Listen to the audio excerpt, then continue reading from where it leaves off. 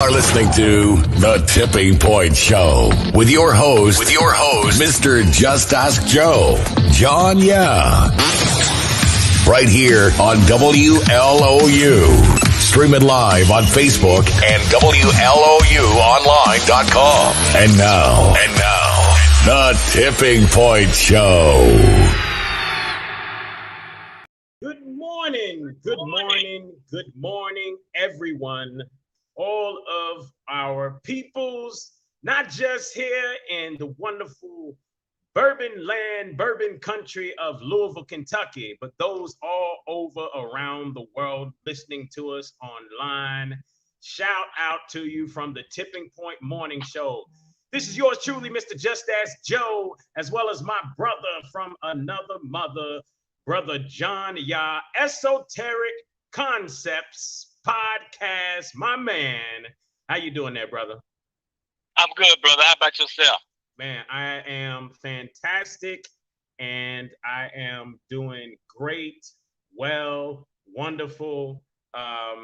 It's just a beautiful day, man. I love it every single day. You get to wake up, you get to breathe.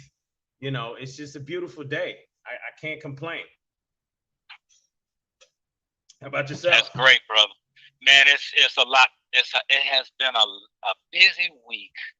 We've seen a lot of things going on. Definitely, I want to try to get in and talk about some of the things that we are experiencing, not only with the COVID issue and what we also experiencing on the information on Clubhouse and the people that we're connected with. It's very interesting to hear, and for me, it is very interesting to see and hear people who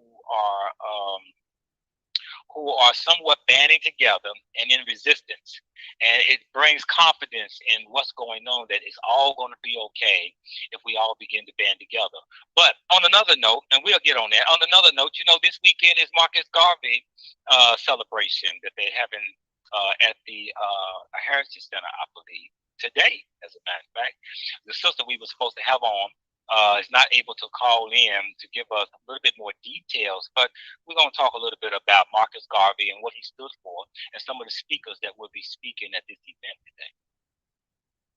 Awesome. So do we have someone coming on or no? No, okay. She's not able to make it. She's not able to make it on the one who's the event planner. Gotcha. Okay, all right, good. Now, and for those of you that don't know, he mentioned Clubhouse. I want you to know Clubhouse is an app that it started out on Apple, on iPhones, and then eventually, as always, Android caught up, right? And now people like myself who are Droid users have the ability to get involved on Clubhouse. And I tell you what, I got involved this week, and it's been non-stop. I freaking love it. It's great because remember back in the day, you had the like Black Voices channels on the rooms on the computer. We had this stuff. We had these rooms, and people could be a part of these rooms and all of that stuff. And you could meet people, and there was all different type of rooms, all different titles and such like that. It's pretty much the same thing, except now it is in an app. So you can carry it with you, and notifications are hitting you up and all that good stuff. Real quick, shout out to Phyllis Myers. What's up, sis? Brother Joseph Reeves. Good morning, brother. And everybody else. Let's see, Frank Stoner out there online. I think he's live right now at his spot, showcasing the fruits and veggies at his location right now. But with that in mind, man, that Clubhouse has been popping, it's been booming. So, thank you once again for reminding me of it once again. So I've been waking up in the morning, making me some tea, and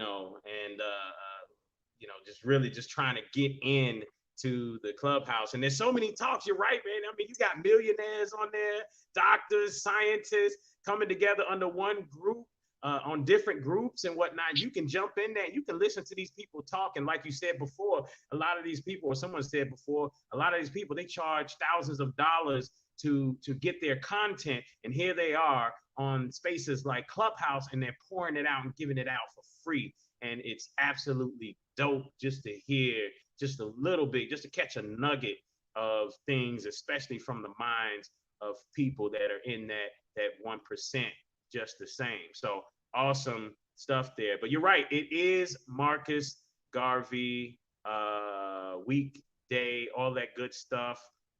And why don't you tell people just a little bit, John, about what that means, the Marcus Garvey Day celebration, the whole Garveyites. Give us some clarity on all of that. If I just walked out of a spaceship from Mars, tell me what all that is about. Yeah, well, we've heard a lot of movements back in the day, and I think for a lot of people, specifically the young people, you didn't hear nothing about Marcus Garvey. You don't hear nothing about him in the schools or nothing. It takes you have to be around certain people who are talking about and celebrating Marcus Garvey. And so, Marcus Garvey goes way back. He goes way back into the late 1800s. He was a Jamaican-born individual who came to America, and what he has established, what they call now is the Pan-African movement. The red, black, and green flag, and the concept. And it was not attached to any religion. Now, you had great men like Elijah Muhammad, and before Elijah Muhammad, you had Noble Drew Ali. But before Noble Drew Ali, you had Marcus Garvey. See, people talk about Malcolm. People talk about Elijah Muhammad doing great things, businesses created, and they talk about also about Noble Drew Ali. And these was the early 1900s when these guys came about. And so, but before then, you had Marcus Garvey and his movement and what he was standing for. And what I want to tell you is that Marcus Garvey was anti-America. He was not about what this government was about. He was trying to inform people about Africa, and he had built up enough revenue to where he had ships and businesses all connected, and even overseas, right? And so he was trying this movement. He was dealing with this movement that people were getting onto, and you had other black people who were against it, didn't want it. Booker T. Washington was one of them, who was informing the president of Marcus Garvey and his movement, and it created a lot of hatred towards Marcus Garvey. And so we today we're having a celebration, and one of the things I would have loved to question the person who's putting this event together is the people that are in alignment who are speaking at this event. And one of the things I have to ask is that, okay, you got in here in Louisville, you got Reverend Cosby, you have Dennis Lyons, Bishop Dennis Lyons, and you have a couple other speakers. You also have Dr. Omar Johnson. Be in town. Hold on. I'm listening to this speaker lineup that you have here. You said this is a Marcus Garvey event, right? Exactly. Marcus Garvey, anti-America, anti-government in your ish, anti, their foot on my neck. We gonna do it ourselves. Let's get together, people, and come on up and let's do it. But most importantly, anti-America. So what is this? A new Marcus Garvey? Well, no. What it is this is what you call, this is how you water it down. And so you got these speakers who are not about the Pan-African movement whatsoever. And in fact, they don't even probably have a Pan-African flag in their church. And so, but you do have Ricky Jones. Ricky Jones is he's a professor at U of L. He teaches Pan-African study. So those are the only two individuals that can really talk about Marcus Garvey, in my case, without the others who are watering the movement down. And this is what the movement is about. And so if you bring in individuals, now there has to be another agenda. And so is the agenda agreeing with whatever America says or whatever's happening? Is this agenda about taking the vaccines, and is that going to be pushed at this agenda? And so you have a conflict of those who are going to be speaking there. And I just kind of wonder the alignment of what those individuals have with the history and the philosophy of Marcus Garvey. Yeah, man. I don't see how that fits together. Real quick, let me give a shout out to Kari Muhammad, man. Thanks you, brother, man. That brother is just a fantastic supporter.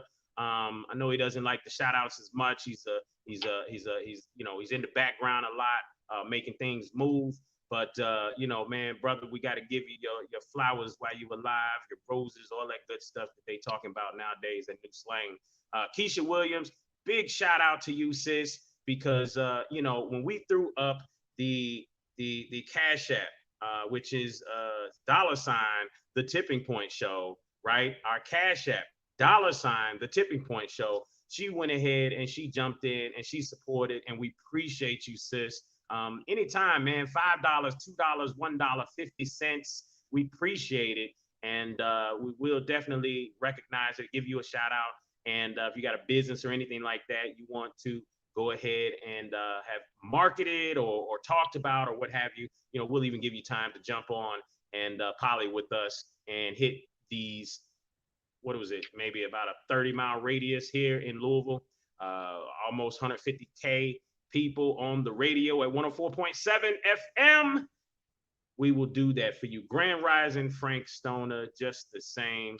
But you're right, man. They're dumbing down the movement. Kari said they're trying to dumb him down like they did MLK. MLK was a little more of a radical than what the traditional mainstream media points out. And one of his infamous that isn't talked about with statements where he said that I believe that I led my people into a burning building. That right there kind of says it all about his personal feelings there about the movement at that time. With that in mind, Juneteenth, they're doing the same thing, right? They're trying to water that down, dumb it down, open it up, which I don't know. Do we open it up to everybody so that they on the other side of the railroad tracks can learn something? I mean, should that be what happens? Or, I'm trying to figure out how do we, because we as a people have always been a people that have invited everyone else into our circle. And I don't know, has that been our demise? Maybe? What you think, John? Well, that is the way that it is easier to water down the movement, and we'll watch it happen right in front of us. I'll give you an example. So, like, let's say, for instance, Elijah Muhammad. Those of you who don't know about Elijah Muhammad and the Nation of Islam, he's the founder of the Nation of Islam. And so imagine if we're having a celebration about the Nation of Islam, but you have Christian speakers at the event. The Nation of Islam would be highly upset that their teacher of someone that is being spoke about is not from someone that's in alignment with what they're teaching. So Marcus Garvey wasn't about religion. He was anti-religion, especially anti-Western religion. And I believe he was anti-Middle Eastern religion. He wasn't a part of no religion that I've ever read about him. And so he believed, just like a lot of us believe in the Pan-African movement, that the religion played a great role in today's slave mentality that people have today. People who are worshiping the same God of their oppressor, and people who are sending their children to schools of the oppressor.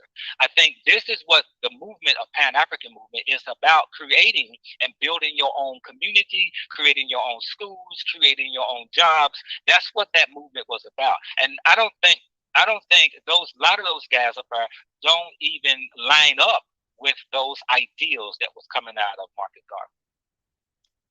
Man, when you say that, then you put it into perspective like that. And I want to let everybody know 502-776-1350 is the number to call in. You can call in from anywhere around the world. If you are listening in another country, just hit the 1 in front of the 5.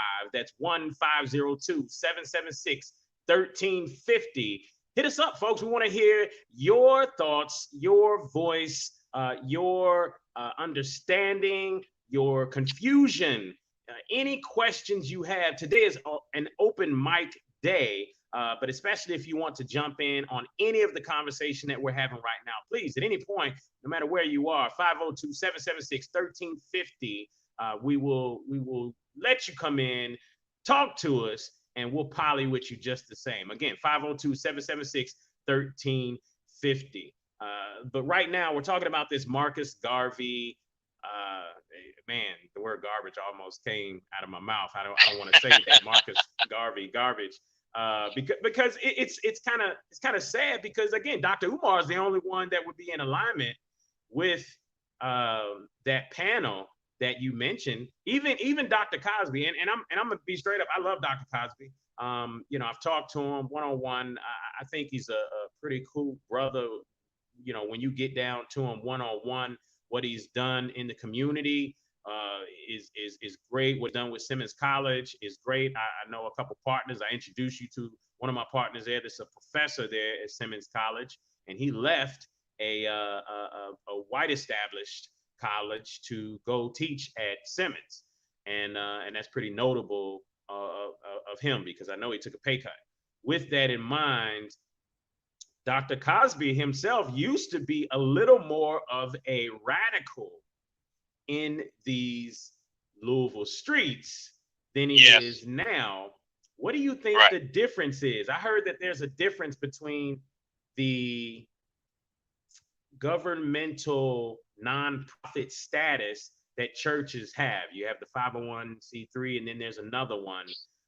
And the other one, I believe, is the one that allows for governmental funding to come through the door, which at that point, even in conjunction with the conversation we were having last night on Clubhouse about Dr. Umar and his school, once you let certain people in your pocket, they have more of a say-so as to what's going on. And the question is, do you want all those people knowing what's going on? Do you want all those people in your business, if you will? So, that's an interesting thought just the same. But, what would you say in conjunction to some of these panelists that we have that are they're nowhere near the movement that a Dr. Umar is on? Well, except for Ricky Jones. Ricky Jones is a professor. You're right. So he has a Pan-African study at U of L. And let me tell you this, I remember back in the day when my sister was going to U of L, they were protesting to have Pan-African studies at U of L. I mean, you think about this again. They had to fight to have Pan-African studies. And so Ricky Jones came out of Atlanta. I believe he came from Morehouse. And he came here and took that position. Now, we'll talk about Reverend Cosby, and that's a different ball game. And let me give you a little bit of history. When Reverend Cosby came on the scene, he was a fiery minister. In fact, he was so fiery, he had the Nation of Islam coming and sitting in his church with him. That's how fiery he was. He was highly noted to speak highly about Minister Farrakhan. In fact, the first time the Minister Farrakhan came to Louisville, Reverend Cosby was on the stage with him. And so everybody looked up to Reverend Cosby. He was really part of the movement when there was an incident like a shooting that took place. I believe, I can't think of the guy's name, that was in the West End that was shot. And it created this big rally. I mean, like what you see with this young lady that was killed. And so we were all part of this. And then also Reverend Cosby, Reverend Coleman, all these guys was on the same team. It wasn't until the government began to see this all over the country, where you had ministers who had thousands of followers, will move them in the street to fight against an issue, right? Well, what happened? Well, the faith-based initiative happened.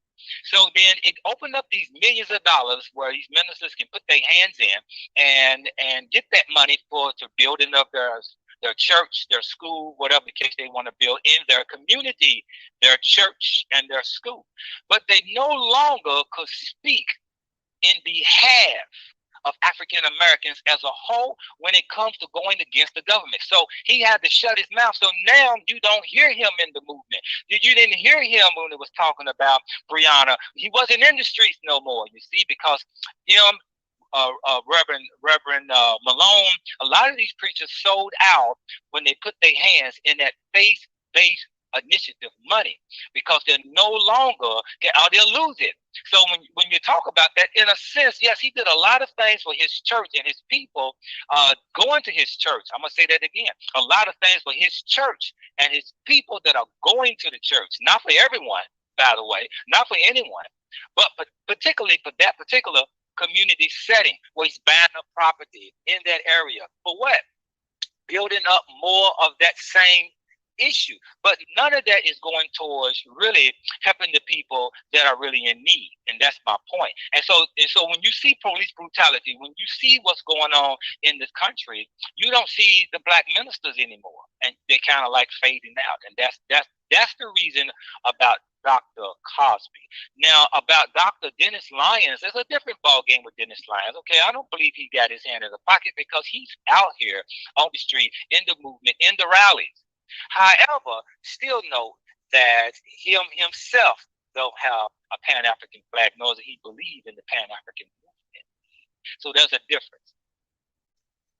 So when you talk about that, then it does raise eyebrows and make you wonder.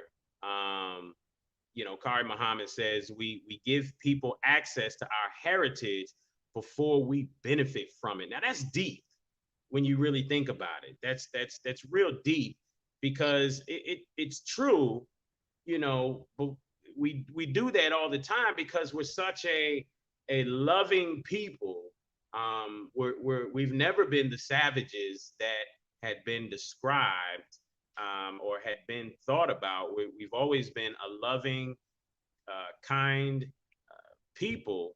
And ultimately, we have always been so inviting to everyone else and say, sure, come on over and you can rock with us. That's how Elvis Presley was able to, get them dance moves and that singing going on, because he was able to come and kick it with us. And we invited him in, and then he stole it all and made some music with it, right? So, it is what it is, but that's what happens often in our community. So how do we change that? At this point, what's the move? I mean, because on one side, we're talking about coming together with everybody, black, white, yellow, or blue, to fight against this COVID thing. But then how do we do that without losing our culture as a people? That's a great question. And I think, one of the things that you and I talked about on Clubhouse is the division is being pumped and increased. So we have more division than ever before now, specifically during this time of COVID. As soon as this COVID hit, you see what happened with Breonna. You see what happened with the movement of the Negroes with the guns coming to the city. You see these movements that are distractions while they were making laws. See, so as long as we're distracted, and we're distracted in the racism, because these are code words, these are trigger words, black man killed by cop. So we were distracted, and then while they were making laws, so now we're still divided, even more so divided. Because if you're not right now, what's going on right now is a world takeover. It's not the United States, it's the whole world, right? And so you have movements all over the world fighting against this stronghold that the government is trying to do. But what are black people in the whole trying to do right here? Right here in the United States, nothing.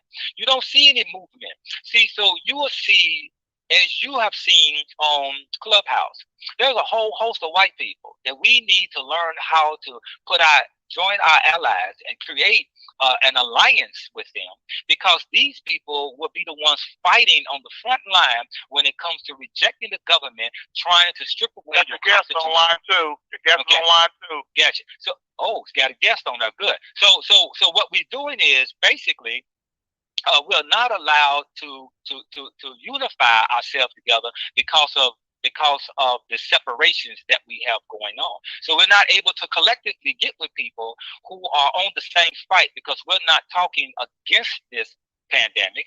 We're actually, a lot of us are sold into it.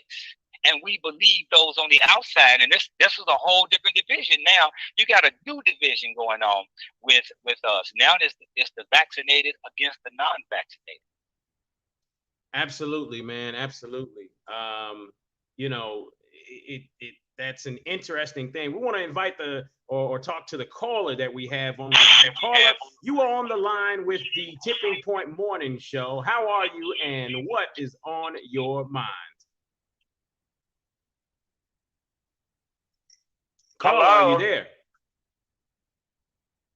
This is Miss LaGlinda Reed with the Marcus Garvey Day Festival and Black Market Celebration. Oh, great. Absolutely. Fantastic. Thank you for calling in. We appreciate you for calling in there. We've got some questions just the same, but tell us about the event and where people can find it and how they can get involved. Well, it's a beautiful event. Today it's going on from 11 to 7. We did extend the hours until 7.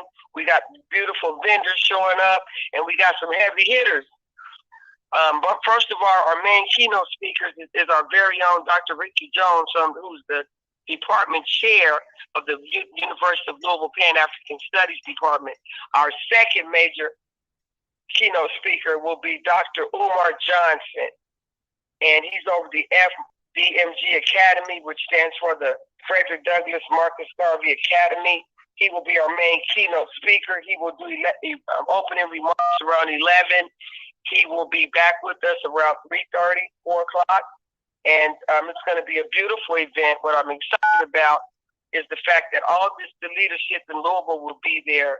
For example, Dr. Reverend Kevin Cosby, Senator Gerald Neal, State Representative Reginald Meeks. We got Dennis Lyons as our commentator. We even have Ms. Tamika Palmer, who's a Dr. Umar Johnson fan. She's going to introduce the keynote. And we're just so blessed. We're just so blessed to have all these beautiful people come out. We got the Women of Freedom, Miss Maddie Jones, Ann Wagner, Barbara Boyd. We got Gracie Lewis.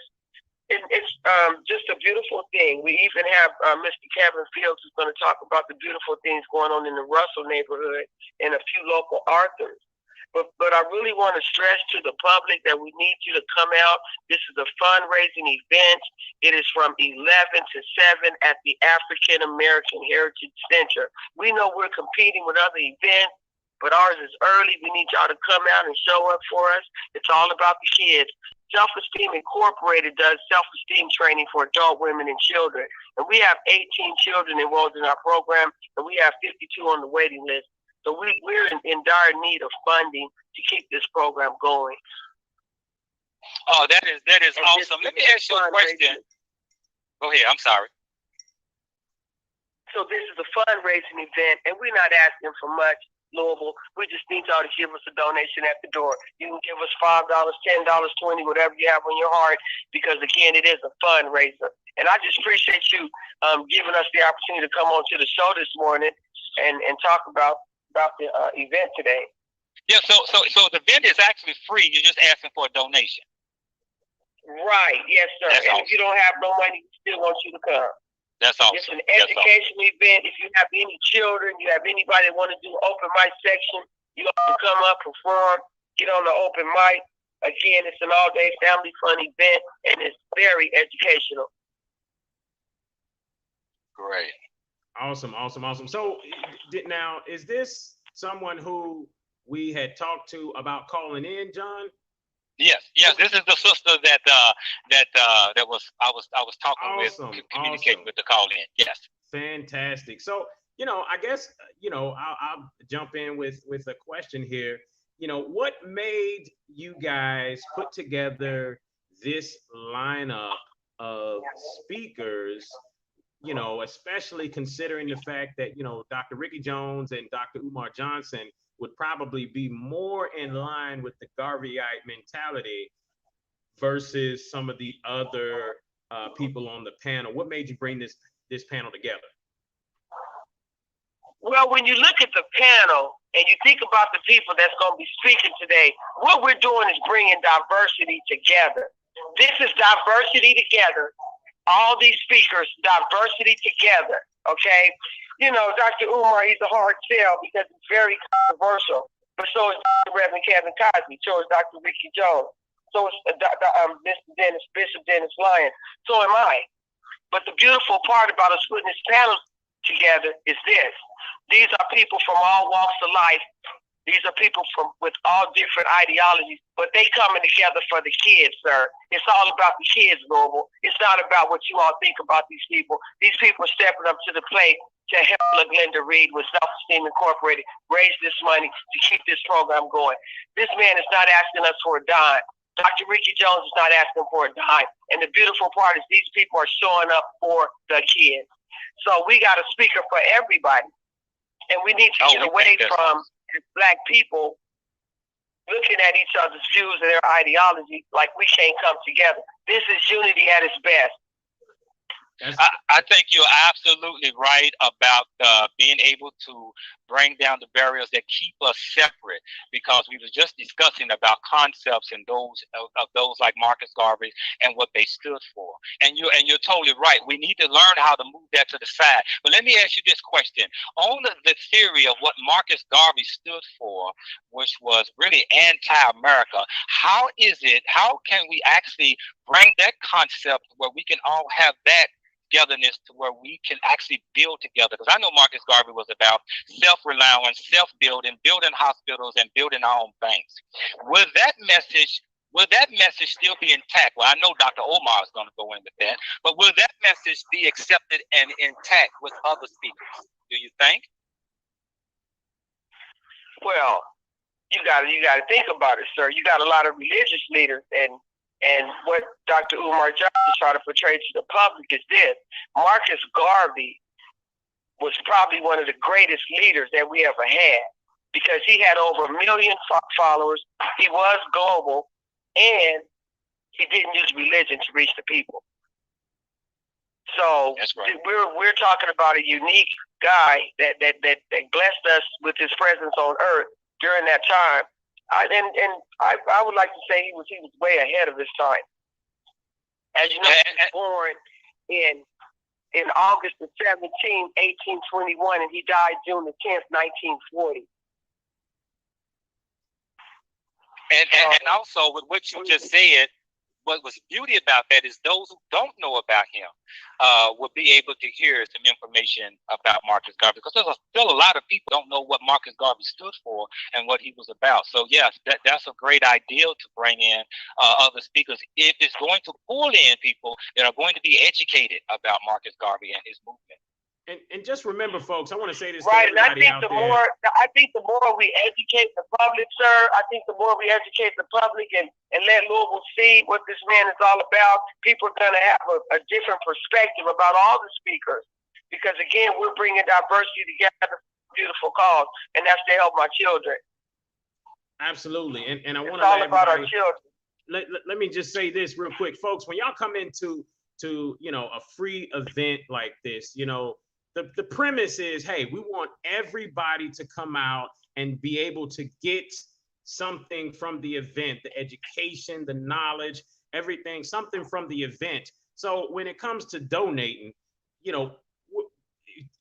just think about all the frivolous things you spend money on that you could take some extra and drop it at this event as a donation, folks. It's not about walking in there and just giving $1 when you got 50 that you planning on putting on your layaway or something. I'm just saying, folks, just reach in, think deep, and grab some extra cash to donate when you come through those doors, because it's these type of events that allow us to learn more, and Lord knows we need it. We need the education. So folks, please, as you come through the doors, reach in and reach high, reach deep, and think hard about how you're going to, drop a little something extra in this particular offering plate. I have one more question. And we have some beautiful things for the people to take advantage of. We run a button factory over here, and we have some beautiful buttons. The number one hot seller is everybody want to be black until it's time to be black. And we got another one called Black Queen. This is what it's all about. We need y'all to come to the front. We got some prizes for you. You're not walking away with nothing, and you're walking away with knowledge. We also have a pillow option. These kids have made the most beautiful handmade pillows you ever want to see.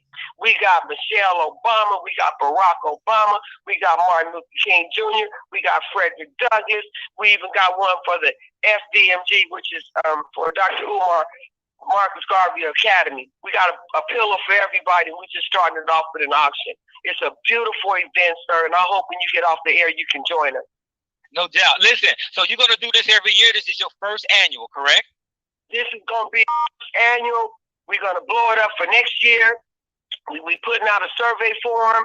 We need y'all to help complete it. We want volunteers because we will have the Marcus Garvey Day parade next year. That's what it's all about. And I came up with the concept, sir, because we got all these white people going out here on the waterfront with all these big festivals. We go give them all our money, but we don't have our own big festival. And this is where it starts. And that's why I included all the leadership in Louisville so we can get the right type of funding to blow this up for next year. This will be an annual event. Awesome. Absolutely. And I'm hoping that a lot of the other people that are doing Marcus Garvey events, some that have been doing them for years as well, can potentially link up together so that, maybe this can all come under one umbrella and everybody can get a piece of the pie and everybody can showcase their tribute to Marcus Garvey, because that's one of the biggest issues with us as a people is, we get mad, then we go start something over here. That's why there's 50,000 churches in Louisville's West End.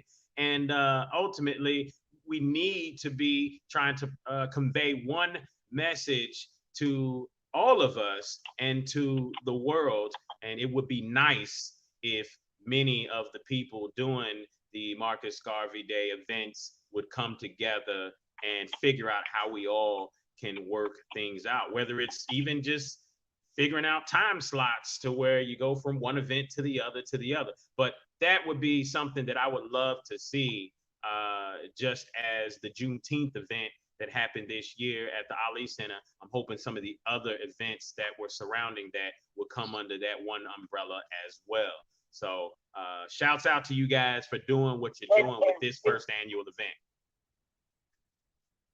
Well, and you're absolutely right, because we've been networking with outlining states, Chicago, Cincinnati, we got Ohio, we got Atlanta, we got Nashville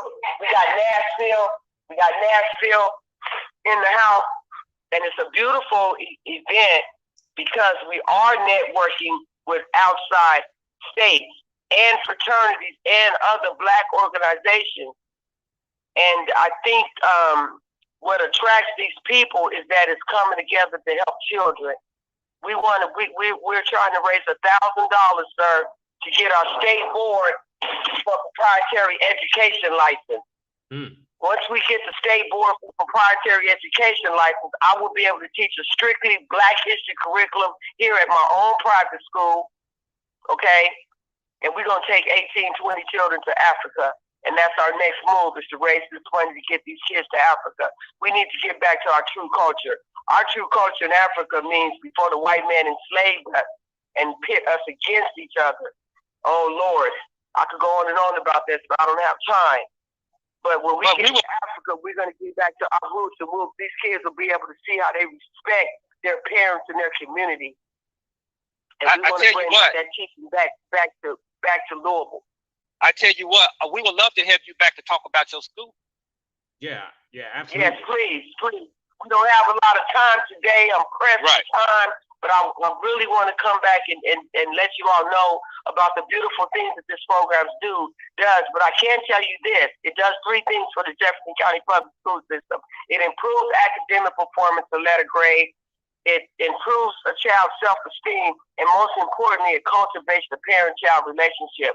The reason why my program works and is 99% effective is because the children and the parent actually come together and take the class.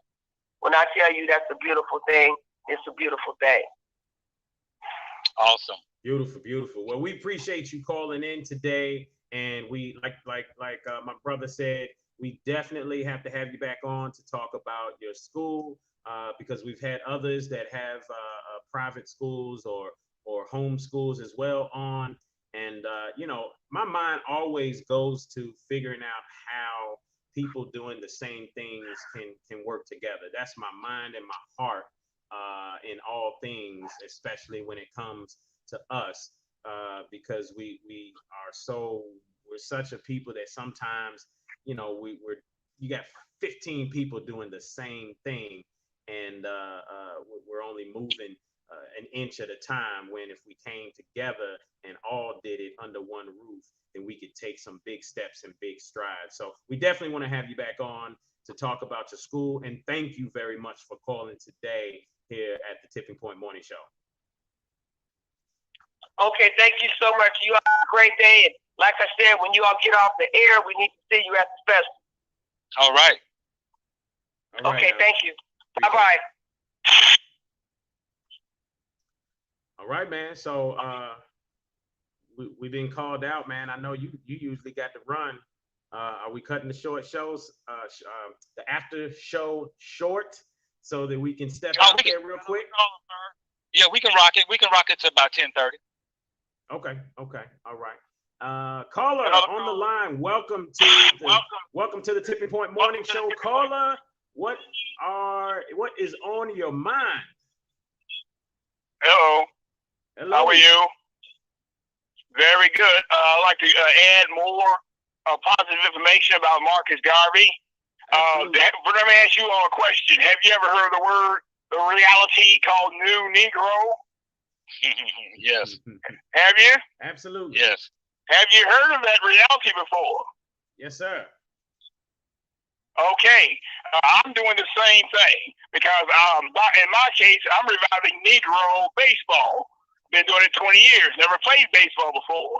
But down in St. Pete, there was so many old jealous Negroes and people working against their own people still doing that mess. Is what gave me the idea of creating a new black folk, because it just happened in 1863 when slavery was ended. Juneteenth gave birth to the second new Negro, Marcus Garvey. Did the third new Negro back in 1920, which gave A. Philip Randolph. This was broadcast on PBS. A. Philip Randolph and W.E.B. Du Bois was so jealous of Marcus Garvey, they had him try to have him sold him out and have him expedited back to Jamaica.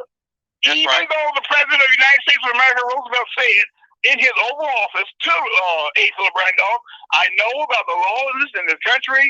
I know about the daily lynches of you Negro people. And I know about your demand for equality. Now you have to get up, go out, and make me do something about it. That's documented 100 years ago when Roosevelt told A. Philip Randolph. And they still sold him out. You see? And that's why my great American effort is because I deal with the youth. I've been dealing with youth for 30 years straight on the streets. Okay? And shout out to Mr. Dennis Lyons because he's the only one out there. People recognize him because they see him out there. They don't see Cosby and these other people. That's okay? Right. That's why he has better respect. They have better respect for that guy than Cosby or Coleman and such and such. Because I asked Coleman to come meet with some kids about 10 years ago, and he refused twice just to be among kids. The public was waiting for Louis Coleman, and he never showed up. So you don't know. In my business, they're all constantly dealing with jealous leaders. Okay. But like I said, I'm glad you heard of that because a lot of people have never heard of New Negro, which has always been a better black folk, and we have to have that. That's why I teach the next generation of youth because in my case, I know why Branford hired Jackie Robinson, that particular guy. Okay, because you can't have attitude on your team. People can't be seen with attitude. You know. So that was the main question. I would give shout out to Marcus Garvey, just let more people know about how great he was. He was so because in 1920, PBS said he had Randolph had 25,000 nationwide. Marcus Garvey had 51,000 worldwide. See how powerful that one independent individual was. So he wasn't with some group. You have to work by yourself. And then when you meet other people that do things themselves, that's how things happen. Because there's a group of people that do things and not talkers and talk about it at the next meeting. And then some more at the next meeting. Another month later, by that time you come up with the answer, no. You have a lot more youth have gone different directions, in the wrong direction. So that's the bottom line. You know, I'm doing my own new Negro, better black people, next generation campaign. And it's great to get on your show. Yes. Hey, bring it to us, yeah, brother. I mean, we would love to hear more about it. Okay. All right. Hey, listen. How do I make contact with? Before you go, I want to ask you a quick question. And this is just me. Yeah. I'm just curious. I kind of, in a sense, through sales over the last 20 plus years, have kind of studied human behavior. So I'm just curious, what is your political affiliation? My political affiliation, there is no political affiliation because I'm not into the politics. I've thought about it, but I got too many signs from heaven saying don't go into politics. So I'm just a brother. I'm a brother that never got a chance to be a soul brother, and I still carry that soul power spirit in me. And that's why I'm so feared by parents, because as much as I like 20 years straight in reviving Negro baseball on the streets of these boys, and I don't meet fathers, I don't meet daddies, I don't meet baby mama boyfriends. That's a lot of men. I don't even meet mothers. That's how lazy this generation is. We gone from nothing to nothing to nothing. This is a new generation, and nobody's doing anything to help their own children. And I'm a witness to that, And I've been witnessing for 20 years straight, And that's why I'm a threat to Major League Baseball, because they see me with these hoons and throwing baseball 100 miles an hour, jump over 2 houses, pull the pants up. Okay? And there's just so many people that are scared. I used to seeing black people be stupid, what they call stupid, however negative term you want to use, but I'll teach different. Comments, sir. What's your last closing comment? Talk to these kids anyway. Let them see a person that cares. That's why they see the Reverend Lyons, Bishop Lyons Carey. They see me while I have 1,000 kids call me daddy. Okay? And I'm talking about 20 years straight of this in different cities, different communities, Louisville, Tampa, Atlanta. I'm everywhere. All right. So, like I said, we need a new Negro movement. All right, like Marcus Garvey. Thank y'all so much. We appreciate you, Daddy. I ain't never heard that, brother. Hey. Shout out to Brother Jahaz, our engineer extraordinaire. Every now and then when I need somebody cut off, I'll shoot him a text message and be like, hey, cut it. This time I ain't have to do that. I just let him handle that business. But I do respect the brother's opinion and everything. And shout out real quick to Layla, the educator Hampton, who is has a homeschool that she teaches at as well, and does a fantastic job. And she's who I was thinking of when I mentioned that idea about the private school and people needing to come together to see how they can potentially work together when they're doing the same things, because she has a heart to do the same thing in taking these kids out the country, and she's done so much with the kids that she's taught through the years just the same. And she isn't she doing a Marcus Garvey event, Jaya? No, not this year. But however, with that said, she has been having these Marcus Garvey events for years now. In fact, the first that I've known of here in Louisville, Kentucky, when they was having a Marcus Garvey event. So she's been doing this for a while, actually. I believe 5 years now. I don't know. She may can put that up there and let us know how long she's been doing it. But she was the first that I'm aware of that was doing Marcus Garvey events in Louisville. Awesome. And so what's, I'm gonna ask Frank, what is clarify your question there. Who anoints people as leadership? I need you to be a little more specific with that and help me understand what that means when you say who anoints people as leadership. In the meantime, while you come up with that question, I just want to give a big shout out to Abibi Toomey Trading Company, the home of Saya Baba and Soap Sticks products. They are in over 400 locations at a store near you. You can also find it at sayababa.com, folks. That is SYABA.com. That is owned by yours truly, Brother John Yah. Remember, folks, just do a little dance with it. SYABABA.com, sayababa.com. I think one of these days we may have some donations from sayababa.com as some giveaways coming up here soon. We'll figure out how to make that happen. HealthDaddyWow.com healthdaddywild.net. Folks, that is the home of the 100% plant-based vitamins, herbs, cleanses, and teas. We are here to help you live longer, feel better, and look great, folks. Health Daddy Wild. They were just live this morning showcasing all them fruits and vegetables. Guess what? They got watermelons with the seeds. Man, I think that right there should be a song. I'm gonna need a rapper to go ahead and put that together. Watermelon with the seeds, watermelon with the seeds, watermelon with the seeds. Folks, you can catch it at Health Daddy Wild. healthdaddywild.net. Again, they're located at 1806 Ralph Avenue, Tuesday through Saturday, 11 a.m. to 7 p.m., Sunday, 12 p.m. to 5 p.m., or just hit them up at healthdaddywild.net. How many times do I got to say that, folks? healthdaddywild.net. Watermelon with the seeds, watermelon with the seeds, watermelon with the seeds. And if you eat the watermelon with the seeds, the next song you'll be singing is Time for the Percolator. All right.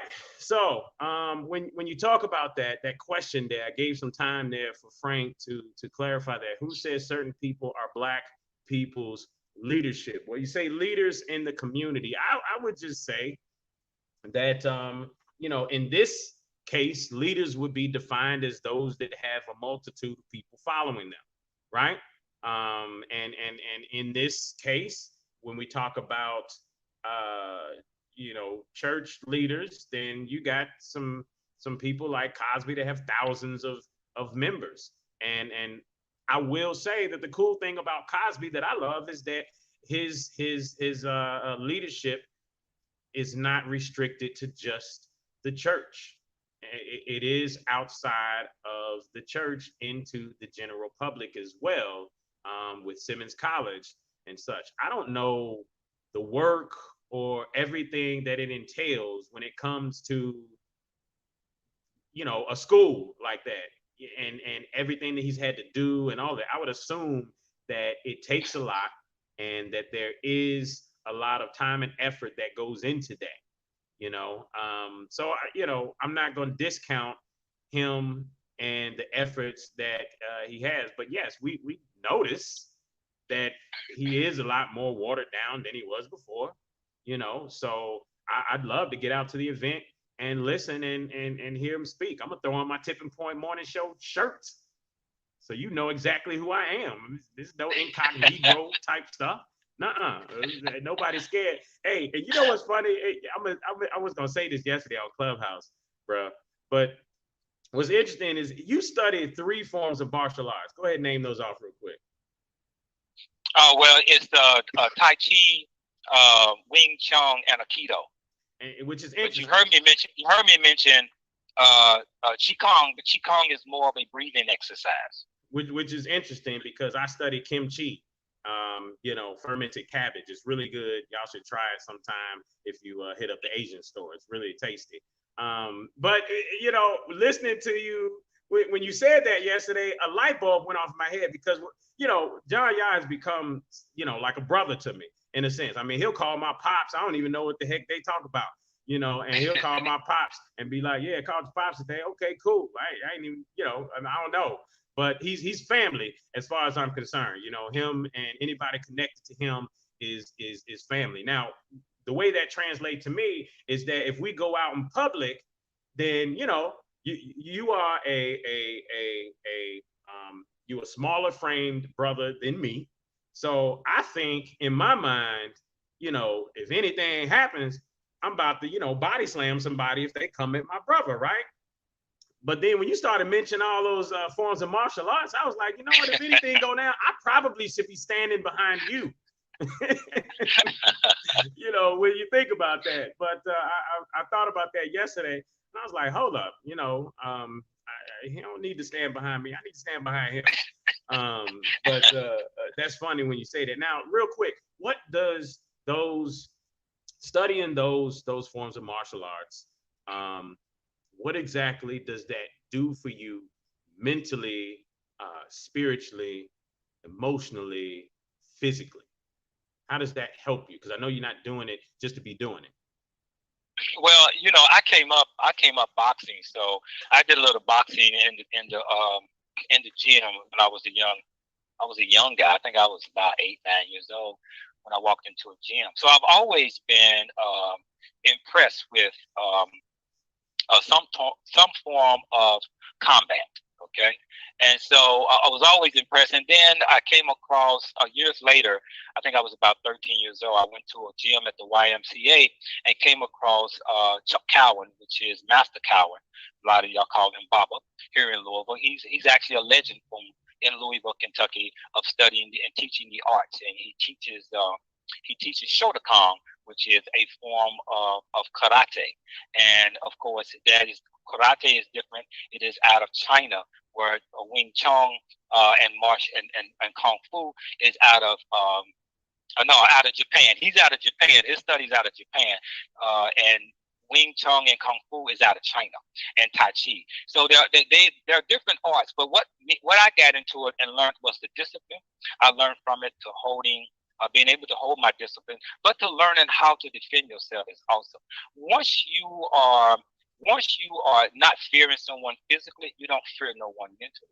And this is why I taught it to my daughter when she was going to school. Because when you think about it, if a child gets up and asks to go to the board to write a problem and they feel intimidated to do that, well, if they knew that they could whoop everybody in the class, they're not intimidated to get up there and be wrong, because you have that confidence in yourself. So you're not easily influenced. Can't nobody pull nothing over on you if you're not afraid to fight. So what happens is children are easily influenced by other children because mainly they are intimidated by them. So once you know how to defend yourself, you are less likely to be intimidated by another. So, and I agree with that. I know personally, I grew up, it was Kung Fu. Shout out to Charles Middleton, Sifu Yin in Richmond, VA. It was a brother who taught a very tight form of Kung Fu. And, it was amazing actually growing up. But one of the reasons why my parents put us boys in there is because, us boys, we would fight this, that, and the other. And it was our temper that they were trying to control, because when you're studying these forms of martial arts, then there is a sense of breathing and everything that helps in meditation and all of that stuff to help keep you calm, and exactly the same thing if you keep getting up and get kicked by a girl in your martial arts class, then that will definitely weigh on your ego as well. So guess what, you're gonna learn. But with what you said, having that confidence, so that pushed me into other sports as well. Baseball, I wrestled in high school. It had me in the band. It had me just confidently stepping out when I walked into the mall at 13 years old and Fox 35 was having a contest. Then boom, I jumped in and read the teleprompter, and out of 400 kids was picked as the host of a TV show when I was younger. So I grew up in the midst of some of that, but that martial arts was the first level of confidence that had me out there wanting to experience different things. So, again, I definitely encourage people to take their kids and put them into those martial arts. There's one other thing before we go, folks. Everybody needs to check into this. You've got the something going on with the Metro Council resolution that would call for reparation payments if passed.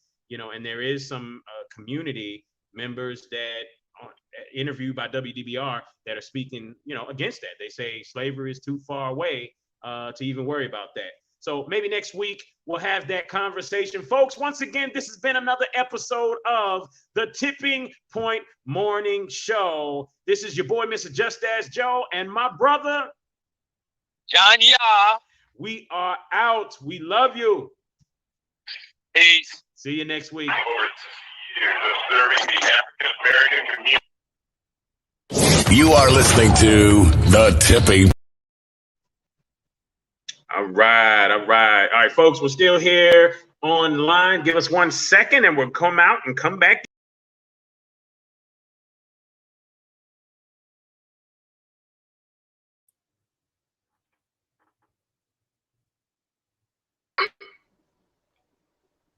All right, my brother, you there? Yes, sir. All right. All right, that was a good show, man. You know, I love how, you know, I mean, yes, we touched during the week, you know, once, maybe twice, real quick convo of about the show. You know, I mean, we'll talk about a lot of different things throughout the week, but as far as the show goes, you know, we touched once or twice. You know, when it's very evident that when you're in a line with someone in general, that you're gonna vibe, the frequency is gonna hit, you know, all of that comes together. And it's, you know, I was having a conversation with someone about frequency and stuff, and interestingly enough, she got off the phone. She said, Joe, you know, you're such a high frequency right now, and I'm you know, I'm just in a different mindset right now, so I'm gonna let you go so that I don't mess with your frequency. And I told her, I said, don't worry, you can't mess with my frequency. I'm not coming down. So don't worry about that. But I get it, because sometimes, you know, a person could find themselves in a mental space where you just want to just be to yourself. But I'm going to tell you, just like any disease or anything out there, like cancer makes you want to not eat.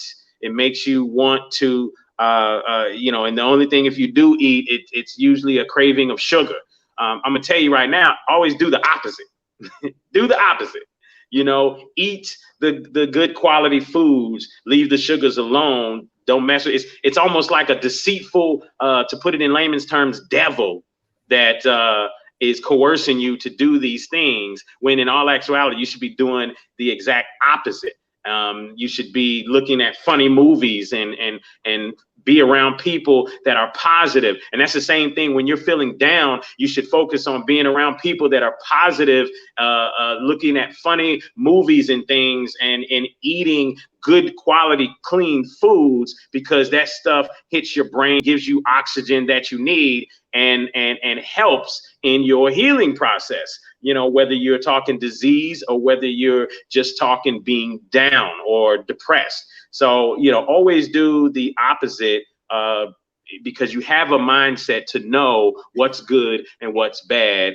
Folks, focus on what's good and you will overcome. But yeah, I'm one of them positive people, and I get ridiculed for it sometimes, man. You know, get into an argument with a lady or something like that. You know, blah blah blah, Mr. Positive. You know, and that's what I get. You know, I get that, bro. And it's, you know, in one sense, it's slightly disheartening, because it's just like, yo, why are you gonna ridicule me for being positive? Like, being negative is terrible. It hurts you spiritually, physically, mentally. Why would you want to focus on being negative? It's so much easier to be positive. Being negative gets you nowhere. Absolutely nowhere. Being positive can get you wherever in life you want to go. So it's just interesting how that works. But, you know, with that in mind, any thoughts you have on the show we just had? Oh man, it was great, awesome. I really enjoyed it. Got a great laugh out of that. Man, that brother came on. He really laid it, didn't he? Yeah, he did. I wanted to hear more. Like, he went in. So, and that's the beauty of our show, is allowing people to come on to express their views. And keep in mind, y'all who's listening, we do this but out of the sake of our heart. And it's very interesting. You talked about that positive stuff, where people will say, hey, Mr. Positive. And what that's a reflection is not ingratitude. So in other words, if you're around someone that doesn't want that frequency of positivity, that's because they're not in gratitude. And because once you inside, and we talked about this last night on Clubhouse, once you inside that realm of gratitude, you know, you appreciate someone that is of the positive. But here's something that's very interesting to really wrap your mind around. This is for the listeners. This is extremely interesting for you to wrap your mind around. And I know a lot of you have heard this before. Your inner reality creates your outer reality. The question is, if you really believe that, then therefore you have to look at your outer reality and ask, what is it inside of you that created that?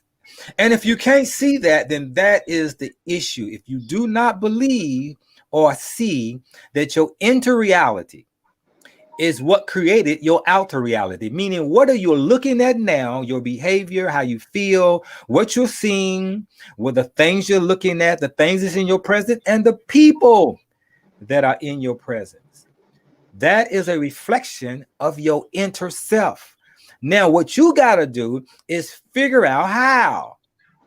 And once you figure out how your outer reality is a reflection of your inner reality, if you change, you'll realize that if you change your inner reality, your outer reality reflects it and changes too.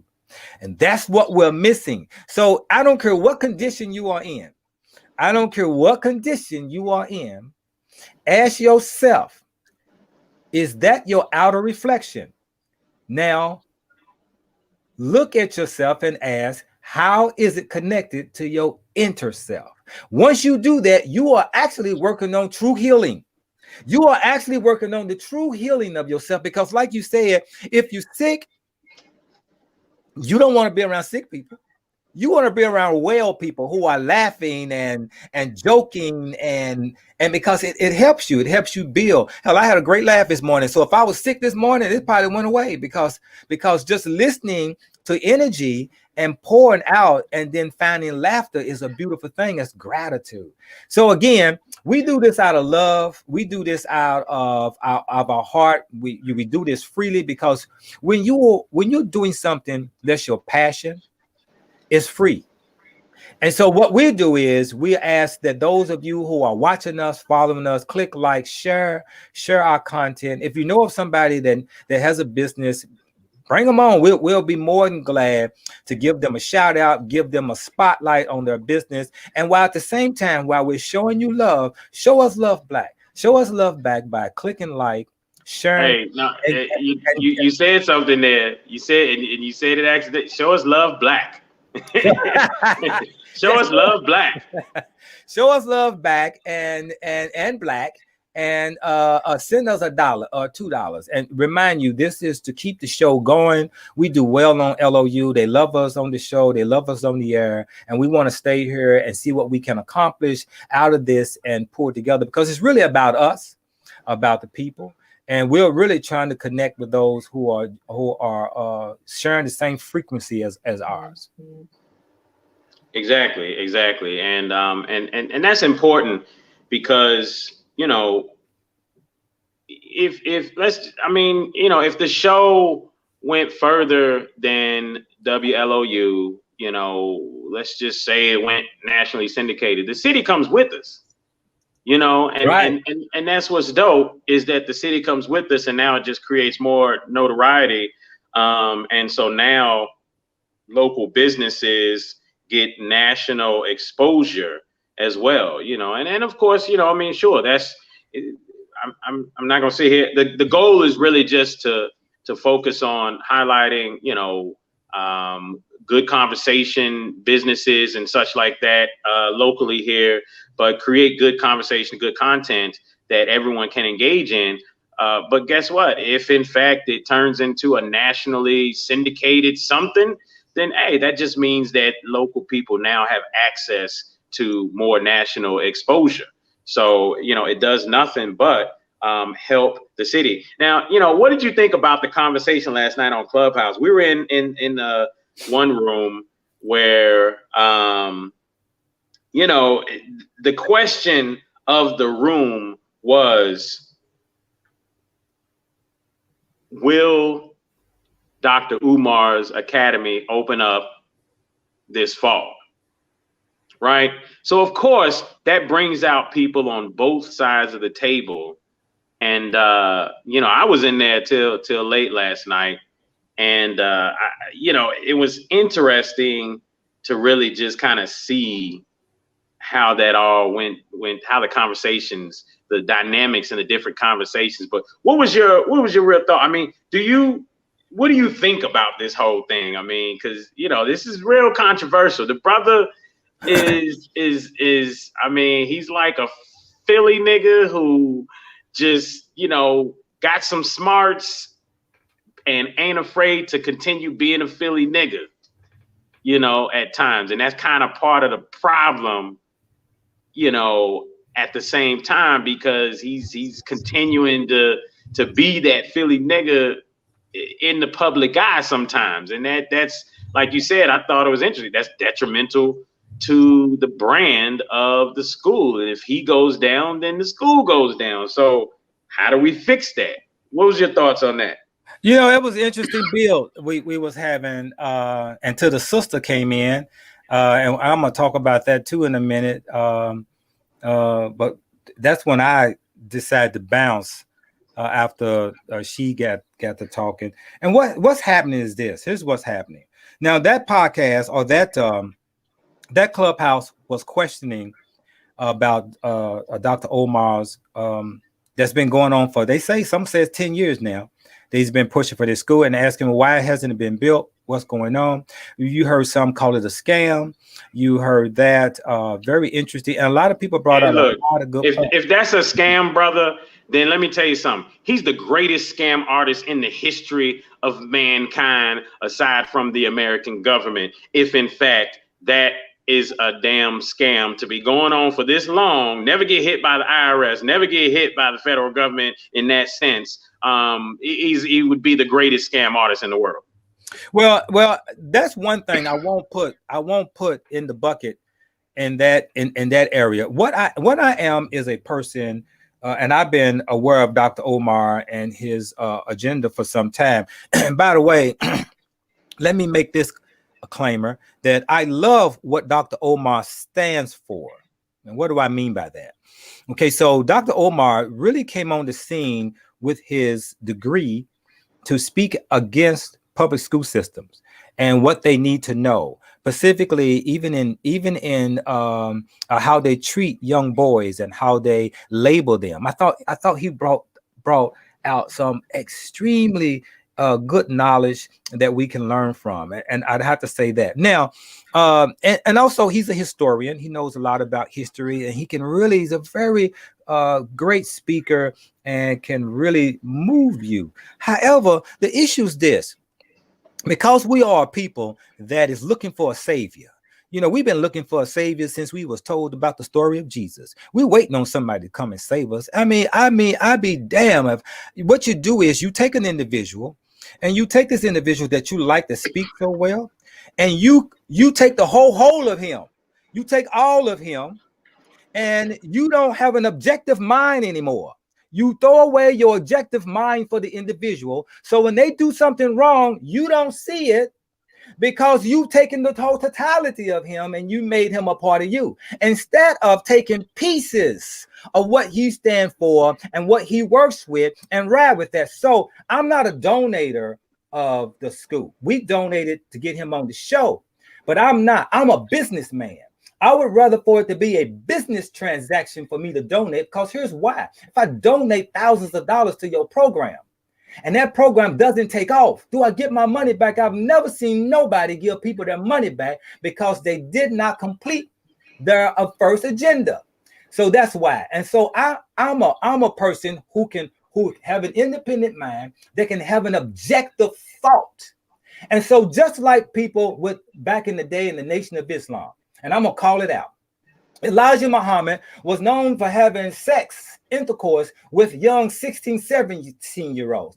But the major followers would have killed you if you would have talked about it. You see how they taken the whole totality of him and don't know how to be objective thinking because they're looking for saviors. And once you are looking for a savior and you think you found one, you better not say one damn thing against that savior. I don't care what he do in your sight. You're going to justify of his wrongdoing. I think that's the problem here. So we couldn't have a good conversation because here's why. If you question Dr. Omar, now you got people accusing those people of trying to stop another black man from achieving. Achieving what?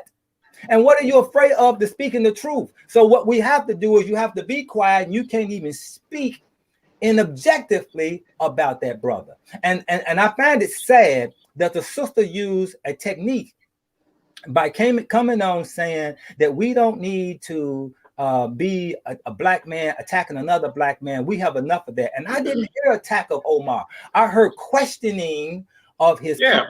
Now, that's all it was. And so, and what was most important that I thought was that I even said that I thought resonated well, and other brothers have said it too in the club, was that Dr. Omar, one thing, his agenda is another. And so if you have your agenda and your agenda is successful, your attitude and your character can fuck that agenda up. If you out here having sex with different women and you doing this and that, your program can look like shit because it's attached to your character. And that's the problem. And so like a brother said on there, there's no chairman, there's no board. It's just all Omar. There's no board to tell him, hey, Omar, why don't you quit all this old running around having debates with people? Why don't you stop? You know, there are certain things you just can't do, right? And so the check and balance is not there because people see him as that savior, God, Jesus mentality. He's coming to save us. He's coming to do something for our boys, and not recognizing and won't see the faults as though he don't have any. Every fucking body got faults. And if you don't see them, that's your problem. But don't get mad at someone else who may see it and speak out against it, because there you shutting someone up. Jim Jones did it. Look how many people try to speak against Jim Jones, but people followed his ass on anyway, on straight to Ghana and drank the Kool-Aid. So we got to have checks and balances. You got to have people that are willing to challenge that shit. And so that was the problem with it. We didn't have a great conversation because, you know, people were accused of trying to take down a black man. I didn't see that. You know, and it did, you know, as it went on, you know, that did kind of quiet down a bit.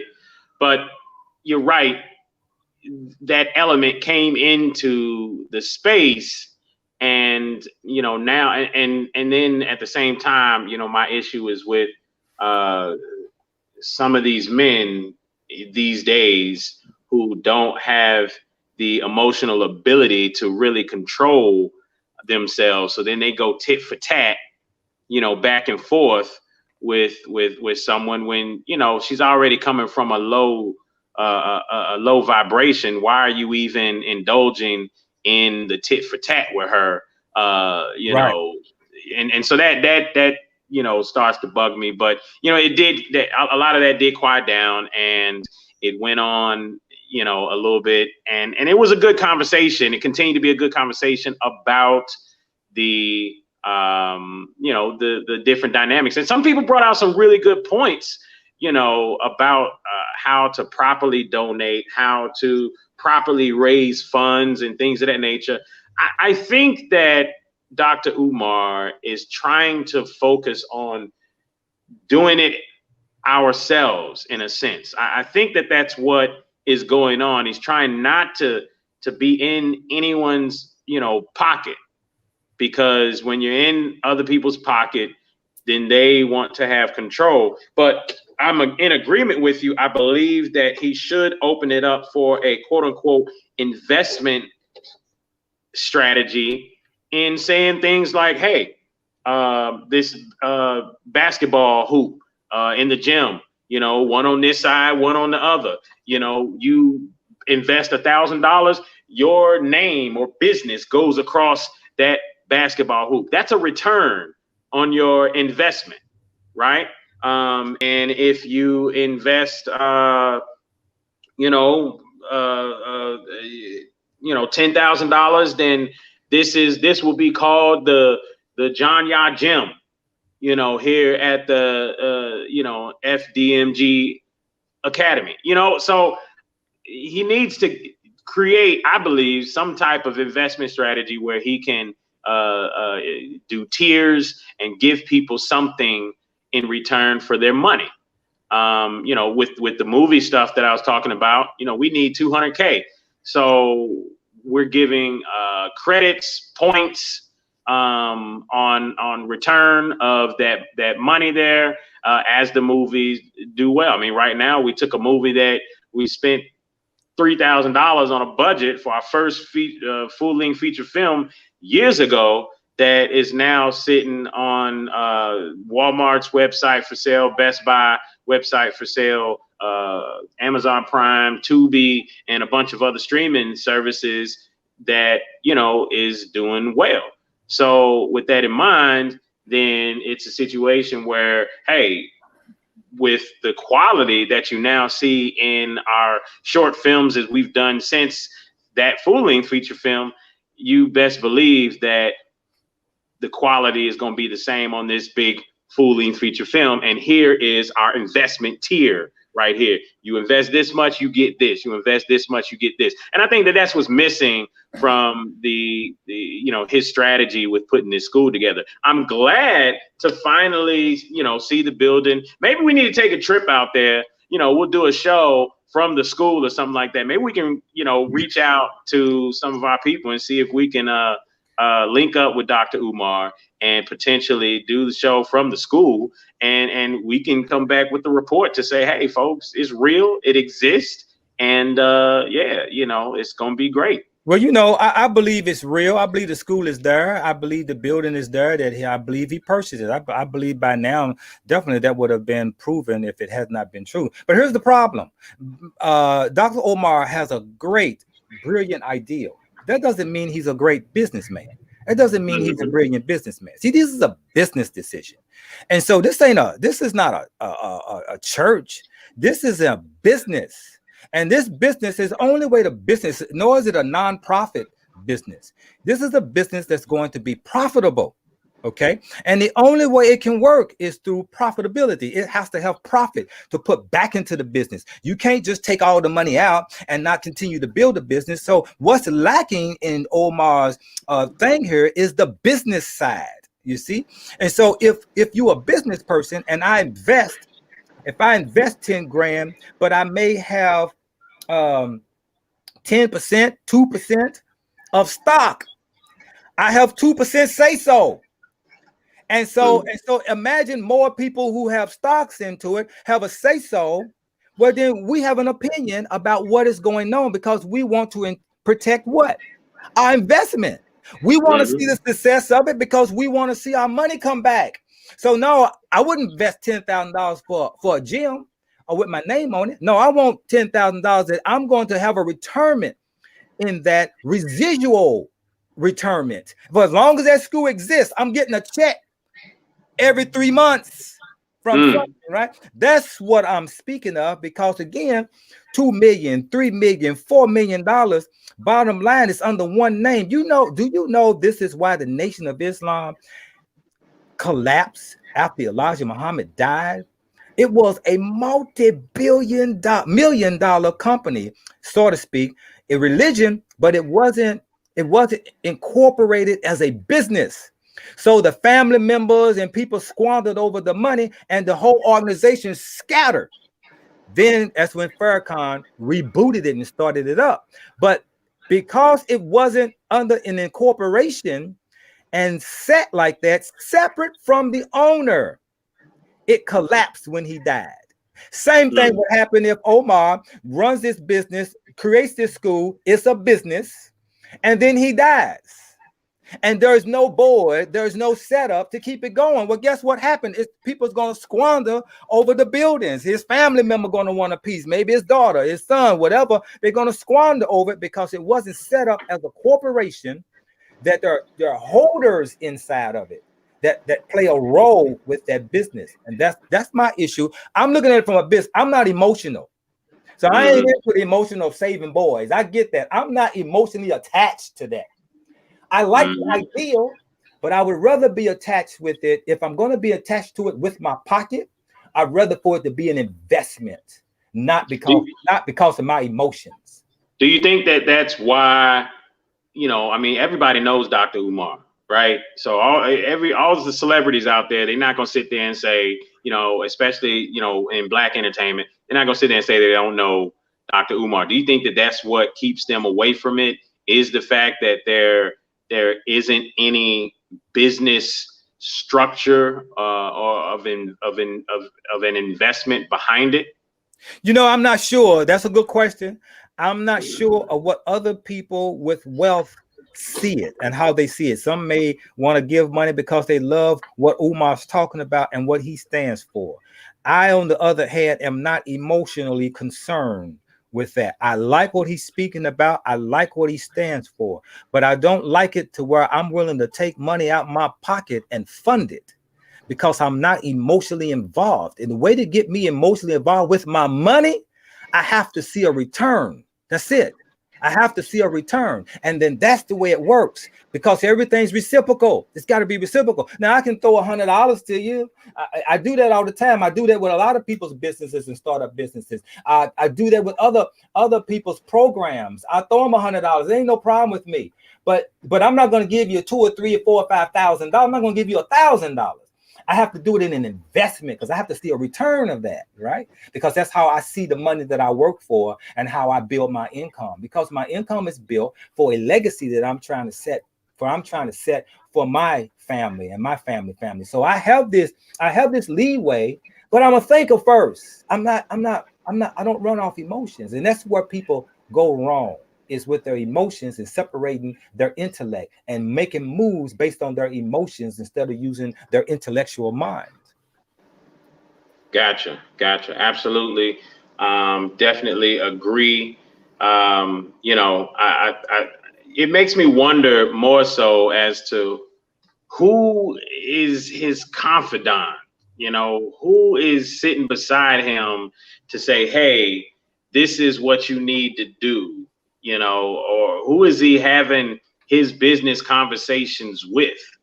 That definitely makes me wonder when it comes to thinking about him in this school. Great point, because there was a conversation we was having last night that came to my mind. Let me tell you something for everybody listening. We just talked about Frank mentioning about who chooses leaders. That's a very interesting concept. How are leaders chosen? And leaders are chosen based on what you're yearning for.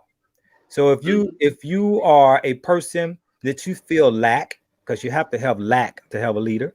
If you feel lack, and then someone's speaking in reference to your lack, they become your leader. Now, what you just said is very interesting, because I'm gonna tell you this. Name a leader in history that was successful that didn't have a wife. You see, every good leader had a wife, because it is his wife that was whispered in his ear. When it's time for war, the wife is going to say, don't kill the women and children. Make sure your troops, you see, because the women is going to give us the soft side, because our egos the shit. Man's egos be, we ain't studying about nothing. We go in and destroy every motherfucking thing. But it's the woman beside you in your ear whispering to you. So that is what makes a great leader. And so the question becomes what we was talking about last night. Who whispers in his ear? What woman? Because once you look at the woman, now you can understand the man. Just look at her. What woman is there that can give him other advice that is more softer than his big ego? That big ass ego, right? Because that big ass ego get a niggas in trouble. We get in trouble with our ego. And so we need that woman, that feminine side in our ear, whispering to us, now look at it this way. Now look at it that way. And that's what's lacking. If you ask me, that's what's lacking. And so again, name a great leader that didn't have a wife in his ear. Name one. You can name me some tyrants. Name the tyrants and see if they had a good wife. The tyrants that didn't give a shit and done whatever the hell he wanted to do. Did he have a wife in his ear? And that's the question. That he loved, first of all, in his ear, whispering to him. And that's look in history. Look at history and see of the great leaders and the tyrants, the one that was bad leaders. Which one had a wife he listened to? Not just he just had a woman around him. No, I mean listen to. Actually listen to. And that makes the difference in a great leader. That's awesome. Awesome thoughts right there. Let me ask you a question. I'm thinking about putting something together where people can send a $10 donation to the show and receive a gift. Just a small token of appreciation from sayababa.com and healthdaddywow.net. You know, and so I want to get with y'all brothers to see if we can, you know, just put together a small token of appreciation, you know, to be compensated via the donation, and, you know, the rest going to the show. You know what we can do? We can do a call in. I can put together a package, and we can create you know, on some of the weeks, the third call in can come pick up at LOU and pick up the package. Go to the station and pick a package up. There's a package waiting on you. We can figure out ways to do that. I'm for that. Yeah. Absolutely. We I'm about to post the Cash App on the page now, and you know, we'll figure out something for you guys. You email us after you send your donation, and we'll figure out something to send you as you do that. So we'll put that together. But you know, great conversation, great show. It was awesome having the callers call in. That was fantastic, and definitely quite facetious just the same. So once again, folks, this has been yet again another episode of the Tipping Point Morning Show. We're gonna shut it down, and you know, I guess try to peek in that Marcus Garvey-esque or Garvey-ish event, and go check it out and see what's going on. See if we can hear some people talking. You know, see how they talking. You know, see if anybody's burning American flags out there. We'll go check it out and see what's popping. All right, brother. It's been good. Brother. You too, man. Peace. Peace out, y'all. You are listening to The Tipping Point Show with your host, Mr. Just Ask Joe, John Yeah. Right here on WLOU. Stream it live on Facebook and WLOUonline.com. And now, The Tipping Point Show.